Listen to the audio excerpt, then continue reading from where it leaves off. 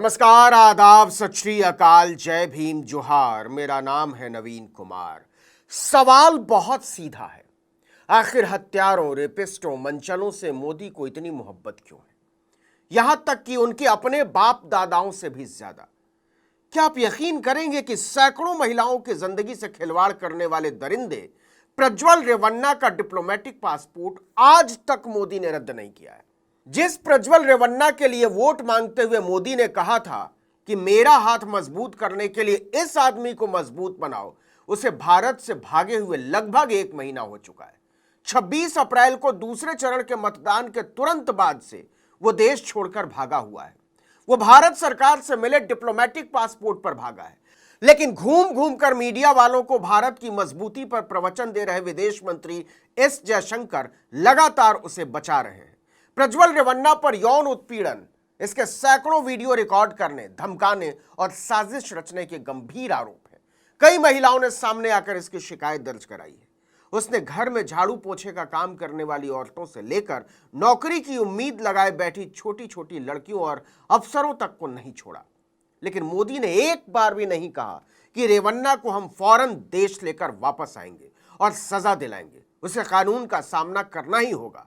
अब देखिए कि रेवन्ना पर मोदी कुछ नहीं बोल रहे हैं, लेकिन उसके दादा एचडी देवेगौड़ा ने उसे चेतावनी जारी की है कि तुम फौरन वापस लौटो वरना अच्छा नहीं होगा।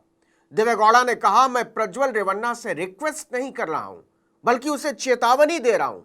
अगर वो इस चेतावनी को नहीं मानता है तो उसे मेरा और पूरे परिवार का गुस्सा झेलना पड़ेगा। पूर्व प्रधानमंत्री देवेगौड़ा ने अपने पोते को चेतावनी देते हुए कहा कि उसके खिलाफ लगे आरोपों को तो कानून देखेगा, लेकिन अगर वो परिवार की बात नहीं सुनेगा तो हम उसे अकेला छोड़ देंगे।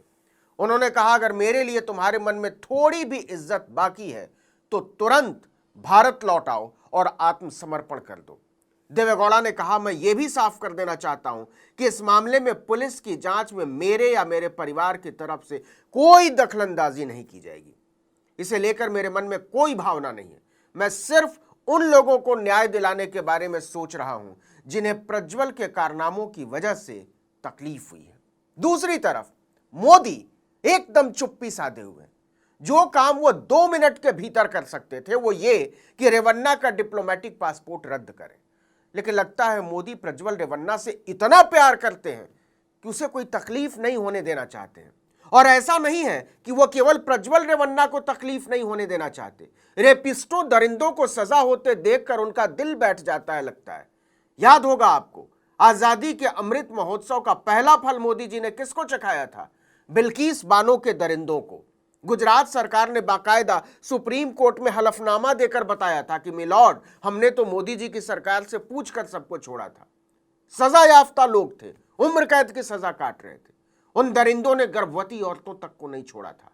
पहलवानों की छाती पर हाथ मारने के आरोपी अपने सांसद बृजभूषण शरण सिंह पर तो मोदी जी ने तब तक एफआईआर नहीं होने दी जब तक सुप्रीम कोर्ट ने तलब नहीं कर लिया दिल्ली पुलिस को।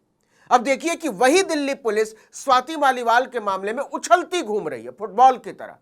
मणिपुर का तो जाने ही दीजिए, मोदी आज तक मणिपुर की बेटियों से नजरें चुराते भागते फिर रहे हैं। यहां हम चिन्मयानंद स्वामी के मामले का जिक्र जानबूझकर नहीं कर रहे। मोदी ने महेंद्रगढ़ की सभा में कहा कि मैं गरीबों, वंचितों के अधिकारों का वफादार हूं, लेकिन उनकी कार्रवाइयां बताती हैं कि वो असल में मंचलों, रेपिस्टों, दरिंदों के मददगार के तौर पर खड़े रहे। अब फिर से आते हैं प्रज्वल रेवन्ना पर। मोदी को 400 पार पहुंचाने में लगे उनके युवा दोस्त की कारगुजारियां जैसे जैसे खुल रही हैं, घिनौनेपन के ऐसे ऐसे अध्याय खुलते जा रहे हैं कि पूछिए मत। पता चला है कि मोदी के प्रिय सांसद प्रज्वल रेवन्ना ने 50 से ज्यादा महिलाओं को नोचा खसोटा था, और इसमें 22 साल से लेकर 61 साल तक की महिलाएं शामिल हैं। 50 में से करीब 12 महिलाओं के साथ उसने जबरदस्ती की थी। बाकी महिलाओं को अलग अलग तरह का लालच देकर उनका शोषण किया, और कई का बरसों बरस। जैसे ही लगा कि बात बिगड़ जाएगी तो किसी को सब इंस्पेक्टर, किसी को तहसीलदार, तो किसी को फूड डिपार्टमेंट में नौकरी दिलवा दी। बाकियों का शोषण भी वो ऐसे ही उम्मीद दिलाकर बरसों बरस से करता आ रहा था। प्रज्वल रेवन्ना के खिलाफ चल रही एसआईटी जांच में रोज नए नए खुलासे हो रहे हैं।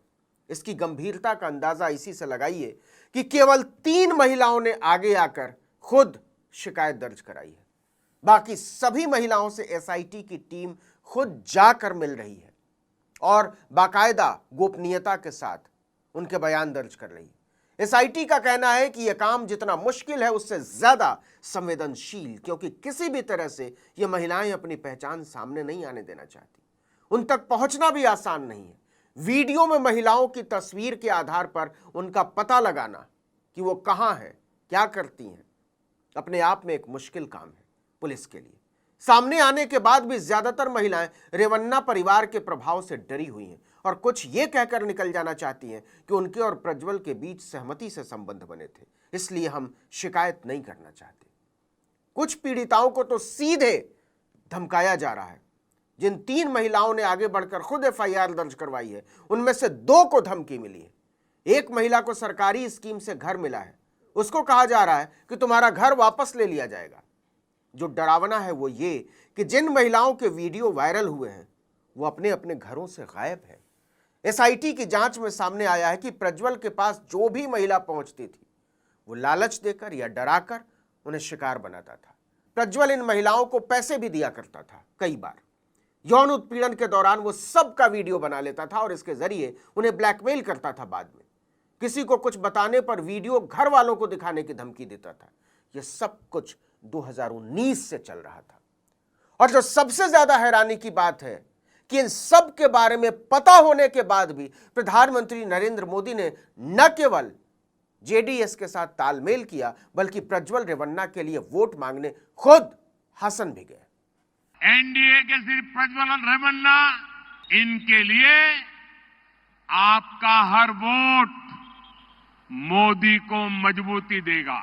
उस दिन भी मोदी को पता था कि प्रज्वल रेवन्ना क्या चीज है। खुद उन्हीं की पार्टी के नेता ने चिट्ठी लिखकर प्रदेश अध्यक्ष को बताया था कि उसके बहुत सारे अश्लील वीडियो जनता के बीच तैर रहे हैं। जेडीएस के साथ कोई तालमेल करना ठीक नहीं होगा, इसका संदेश अच्छा नहीं जाएगा लोगों में। लेकिन वोट के भूखे नरेंद्र मोदी को न महिलाओं की चीख सुनाई दी, न उनकी आह और न ही पुकार और चीत्कार। लेकिन जो शर्मिंदगी की बात है वो ये कि पूरा मामला खुल जाने के बाद भी मोदी और उनकी पार्टी लगातार इससे भागती रही।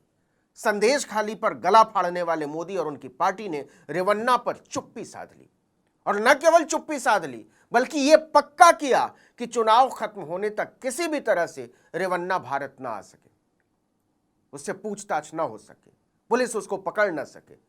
इसीलिए कर्नाटक के मुख्यमंत्री के बार बार चिट्ठी लिखने के बावजूद न तो उसका डिप्लोमेटिक पासपोर्ट रद्द किया और न ही अपनी तरफ से वापस आने की कोई अपील या चेतावनी जारी की। देश पूछ रहा है कि मोदी जी ये रिश्ता क्या कहलाता है।